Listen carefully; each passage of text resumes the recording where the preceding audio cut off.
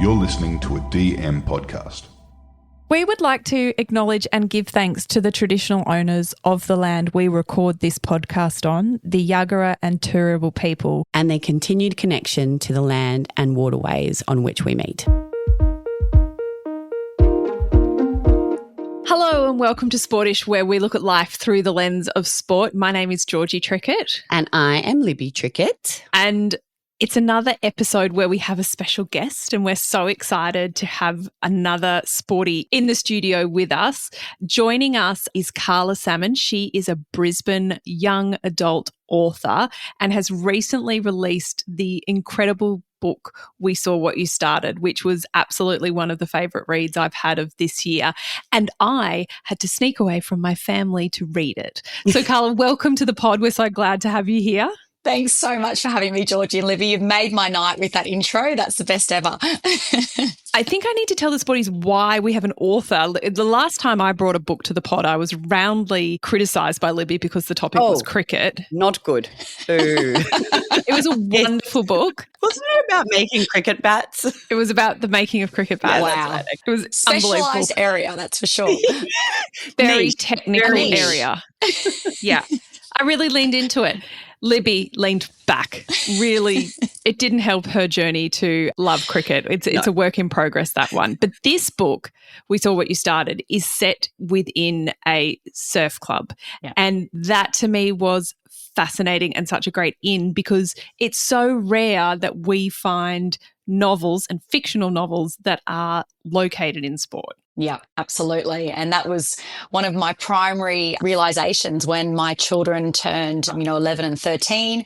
My son in particular was really keen for books that were sporty. And there's obviously a great range out there, but I sort of thought, well, maybe something a little bit different that can offer a great community vibe and then also cater really well for both boys and girls, but very inclusive. You don't really need to necessarily have done the sport before. I am just always in awe of someone who has written a book. I just think it is the most magnificent thing, and congratulations on just creating something and putting it out in the world. I just think that is so bloody cool. What was the inspiration? Obviously, you had your son playing sport. How does sport kind of manifest in your life, in your family life, and how did that then translate into words on a page? Yeah, so I'm also a teacher. And I teach all boys, and for years I was teaching year 7s and year 8s, and that's the age group where they drop off with the reading. And it's a whole range of factors, obviously. There's devices are a part of it, but it's also that their lives are just so damn busy. They've got all their co-curriculars, the schoolwork starts ramping up. And as an English teacher, obviously my whole role and purpose is to try and inspire readers, which helps them to become great writers. But I was also surrounded with these really awesome, legendary kids who had a whole range of loves in other areas rather than just their English books, surprise, surprise. And so I thought, well, if I'm going to try and get them to read, I want to make sure that whatever is put into their hands in their very few moments that they actually have is going to absolutely ring true to their age and stage.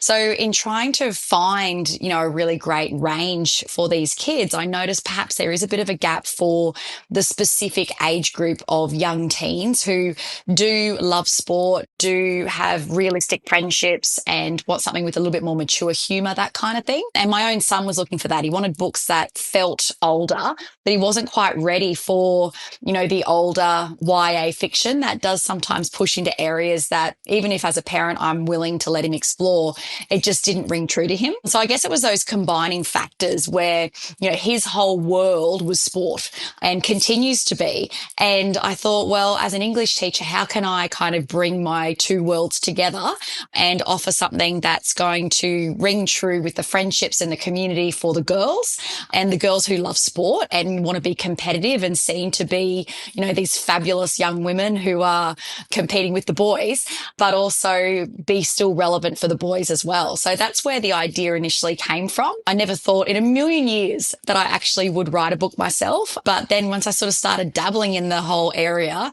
I became a bit addicted to the new skill. You know, my kids were at that age where I had a little bit more of my own time. And I thought, oh, I don't think I've had a passion project for, 10, 12 years while they were little. So I think it was just the right timing for me. It was a bit of universal elements coming together. And what was it about a surf club that you felt would really appeal to this story that you're telling? So it's a mystery that's set in a little coastal town. What was it about that sort of setting that helped you tell the story? My kids were involved in sports like soccer and rugby. There's tennis. And they were also part of a surf lifesaving club. And I realised that a book hadn't really been written necessarily in that world. There's loads of books about surfing for kids, but the community of a surf lifesaving club is something that I just think is so incredibly precious for particularly our Australian culture as well. And it just offers so many awesome opportunities. Growing up, I knew the kids in the surf lifesaving clubs really well. It was a big part of my own childhood. My husband was in the surf lifesaving club, and then my kids were also part of the Burleigh Barracudas. So I was familiar with the area. And what I love about those kids is they're also pretty gutsy and a bit cheeky. So you can get them to do kind of naughty stuff and it's going to be very believable, which is what you want for, a good teen mystery thriller. I love that so much. So, Carla, you talked about not having a passion project for like 10 or 12 years, like when your kids were little. Did you also find during that phase that your own kind of sport and connection to exercise and movement fell away a little bit? Or have you been able to kind of keep that up throughout that phase as well? Or are you really just coming back into it yourself now? Yeah, I always tried to keep exercise a part of my life. Like it's always, as a kid, it was everything. So I played loads of hockey, loads of touch footy, golf, softball, pretty much anything I could in Gympie. So growing up in a country town, you didn't have to make the team, just show up and be part of it, which was a really awesome part of being a country kid. So that continued right through university for me. I still played hockey a lot and touch footy.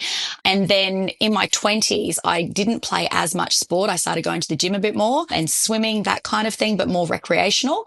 And I guess that's then continued through. I did try and get back into hockey, but it's so funny. The fear you have, like as the frontal lobe develops as an adult, it was terrifying. So it was a bit of a short-lived comeback. That's so funny. Georgie tried hockey for like the first time ever in her whole life last year. I think it only lasts one season. I was a one-season wonder. It's really athletic. Like I've never run so much during a sport, but I just was terrified not of hitting the ball. I felt pretty comfortable with that, but trying to catch the ball on such a small stick, having come from sports that involve gloves, I was like, how does this work? And the pressure I felt, it was a really good reminder as an adult of what it's like to try a new sport. And like we're so keen to push our kids, just go try it, you'll be fine. And then you do it as a grown-up, you're like, this is scary. I don't know what I'm doing. I don't know anyone's names. I don't know why I have to stand here. Like it's a really good reminder, I think, for grown-ups to go and do that sort of thing occasionally. Much. And it's such a brutal sport if you make a mistake. Like if you miss that ball and it goes out, you are done. Dying. And it's so embarrassing. So yeah, as an adult, I was so much more like aware of that, I think. Yes. Yeah. That's why you got to just stick to swimming, where you're just in your own lane, nobody touches you. Nothing's flying at your head. Yeah, love it. Carla, speaking of these two wonderful children of yours, can you tell us a bit about how they were involved in your writing process and, in fact, how your class was involved in your process? Yeah, very much so. The whole idea for me initially, or I guess the personal driver, was to try and get my son interested in reading again. My daughter still was reading a fair bit. She, thankfully, still loved fantasy stories and those elements. But, Billy is all about realistic fiction. If it's not believable, it is done and out in like 2 seconds. So for him, I immediately got him part of the editing process. And right from the beginning, he was reading each chapter for me, de-cringing it. And oh my gosh, he was brutal. So, he would have his little post-it notes and he actually came up with like a color-coded rationale for me where, this is completely cringe. I don't mind this bit. It's not too bad. And he'd have like these little symbols for me throughout the text. I love him so much. Oh my gosh. But he did this 8 times. So throughout the editing process, he would read each edition and it's a 70,000 word book. So it was quite impressive. Pack. So we just have to write books as parents to get our children to read more. Yeah, it's so easy. Just have a crack. Well, I mean, and on that, I would love to understand from your perspective as an English teacher, as now a writer, author, as a parent, like how do you encourage reading for kids? Because like I have one who is, you know, absolutely obsessed with reading, like so interested in it, wants to like read more and more. But then I have some who only read a certain type of novel or a certain, you know, series, and she will not stray from that. So how do you encourage reading and diverse reading as well? Oh, look, it is really tricky. And especially it comes back to time, right? Like we're so busy.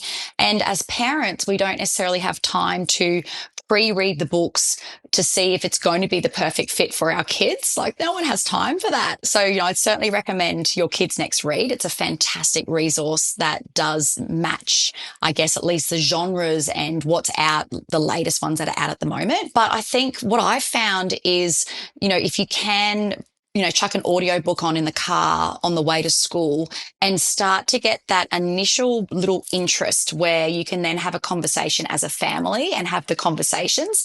Because at the end of the day, you know, like the storytelling is a part of it, but it's actually the relationship and the connections to the stories that makes it so much deeper and more interesting and more worthwhile as a reading experience. Yeah. So audiobooks count. Oh my gosh, audiobooks are the best. I love audiobooks. That's so cool. Oh, that makes me feel so much better because like, as someone with ADHD and not a lot of time on her hands, I'm craving books, but I don't have the capacity to read them at this stage. So totally. I would always be like, oh no, audiobooks are cheating. They don't count. Oh my gosh, not at all. No, it makes, you know, unpacking the dishwasher or doing laundry so much more enjoyable. And I often have an audiobook on the go. And then if I do try and read before bed, but I'll read, you know, obviously a YA, but then I'll also read an adult fiction. So I always thought you had to like start a book and not start anything else until you'd finish that book. But you don't have to do that. You can have a whole bunch of different stories going on. There aren't rules. There are no rules, Liv. You can any reading is good. My mind is blowing. And I think also like having your little piles of books around the house as well. Like they can be books even that you read as a kid and you can have a laugh about them and, you know, how outdated they are. It doesn't have to necessarily be the book that is going to, you know, be the one that your kid falls in love with. It's more about just having them available and present and then trying just even 5 minutes of reading a day as you're, you know, cooking dinner or whatever and the kids are, you know, head in the fridge, if they can stop and read for 5 minutes and then they're done. And it's a reward system. Like bribery is fine as well, I find. So it's all about balance. However, you can start getting the ball rolling because we do get out of the routine. And once you're out of that habit and once the kids are out of that habit, that's when it's so hard to get them to buy back in because there are so many competing factors, right? Actually, Carla, I wanted to ask you about those competing factors. You have a 15-year-old and 13-year-old now, Gemma and Billy. How do you manage all their extracurricular sport and how do you make sure that sport doesn't drop off either, because we know that kids around that age do start to step away from sport? What are the things that you've put in place in your family to not only keep them reading, but to keep them playing sport? Oh, totally. And it's tricky. When Gemma started with sport, because it was such a huge part of my life, I just naturally expected it to be a big part of hers. And she was semi-interested, but she didn't have kind of the killer competitive instinct that was just kind of in my blood. That must be so weird. Do you know what's so frustrating is trying to watch your kid. Obviously, I totally agree. You're on the sideline going, run. Why aren't you running until you vomit? What is wrong with you? Come on. How do you play a sport just for fun? This is so weird. It's so weird. But yeah, so she wasn't as passionate because she's just not as naturally competitive on the sporting field. But I don't think I ever actually found exactly the right sport for her. Soccer was fun. Tennis, she was actually really good at and didn't mind, but she found the pressure a little bit tricky. But what I also noticed with her for tennis was there weren't as many girls her age playing. So in Brisbane, you know, as a beginning tennis player in your 12 and 13 years, you're up against these amazing kids who have either played for a really long time or other kids who are much older. She was playing 17-year-old boys who had only just begun. So that was really tricky. So yeah, finding the right sport for her has been challenging, but now she's actually been going to the gym and she just loves the gym. So her and I get up at 5:15 twice a week, and she's got a couple of girlfriends as well who she goes to the gym with regularly. And that's the place where she's taken full ownership of her exercise. She researches it and she just loves it. And it's a really positive experience for her. My son's easier. He's still obsessed with every sport that there is. He watches everything, obviously. But golf is his thing at the moment, which has been beautiful. With he and my husband have just signed up to a club and they're really into that. So again, new skills. I think they bicker more on the golf course than they actually get along with, but they love it. So it's great. I think, encourage as many different sports as you can right from the beginning. I think that's so awesome. That's amazing. I have loved understanding how you've kind of come to create this book, and I can't recommend it enough for our listeners to go out and buy it. Where is the easiest place for people to buy your book? Yes, so it is available at all book retailers. So it's at the big ones like Big W, Dimmicks, QBD. But then obviously I'm a big fan of our beautiful local indie booksellers as well. So, and if you're interstate, of course, all of the big retailers stock it, which I'm so grateful for. It's also available on Amazon, Booktopia, all of those great places. I think it's always best to support our indie book Absolutely. stores for sure. But yes, go grab it wherever you can get your hands on it. Carla, thank you so much. It's a book that, like I said, I had to go and hide in my house to read. It's one that my eldest is now reading. I've bought 5 copies to give to family friends when we go on holidays in the September holidays. It's something that is gripping for both adults and teens and tweens. And we're so thrilled to see books that are using sport as a device to connect with kids. We just think it's awesome, and we can't thank you enough for joining us. Oh, thank you so much for having me. It means the world, and to have your support for the book as well. Thank you so much for everything you're doing to keep kids playing sport.